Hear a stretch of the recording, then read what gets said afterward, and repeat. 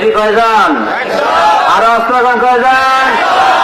বাবার নামের পিছিয়ে রেজবি লাগাইলে রেজবি না। আমরা নাম নামে রেজবি, আমরা কি? যেমন আমার নাম মুস্তফা, কি আমার নবীজির নাম কি? মুস্তফা। নবীর নাম কি?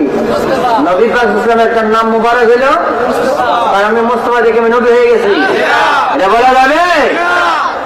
নামের পিছিয়ে রেজবি থাকলে রেজবি বলা যাবে না। হ্যাঁ, রেজবির গোলাম দাবি করতে পারি, আর দাবির জন্য দলিল অবশ্যই লাগবে, ঠিক আছে কিনা?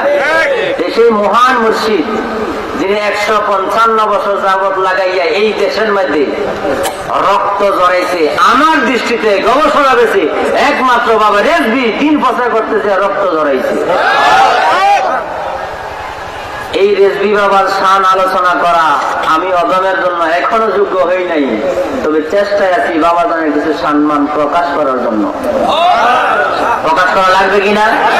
দরকার আছে কিনা?